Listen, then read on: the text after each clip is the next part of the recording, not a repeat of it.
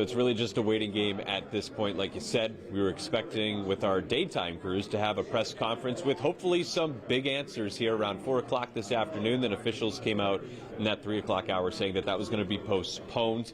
And then around 6:30 tonight, one of the city officials came out and said that they will have a press conference tonight, but they weren't sure exactly what time that was going to happen.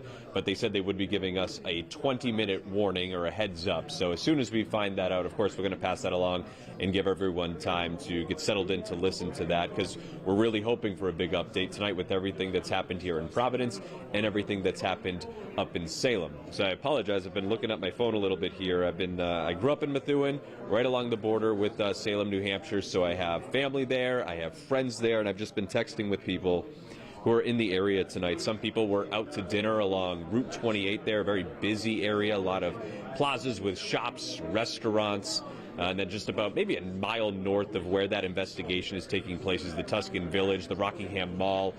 Really popular areas, especially as you get towards the holidays, a week out for Christmas. Lots of people shopping, going out to eat and to have a good Thursday night, maybe not knowing what's going on down the street. But a lot of people I'm talking to, this is really just the story. The talk of the town right now is what is happening where Drew is tonight, Drew Caritas, in the situation, the investigation with law enforcement from Rhode Island, Massachusetts, and New Hampshire really converging on that scene here. But for now, I want to talk about what's happening here. We have a lot of media here ready for this press conference earlier this afternoon. Before we switched with our daytime crews, we went over to Brown University just to see what was happening on campus near that memorial site that's been growing since Saturday night.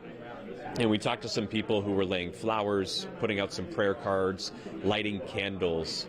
And it was emotional. People were hugging one another, speaking with some strangers, and just sharing some stories. One of the people there we spoke with was a professor at MIT, at Brown University, and he said he was in that building 8 minutes before the shooting took place on Saturday afternoon. Just his heart really just went out to all the students.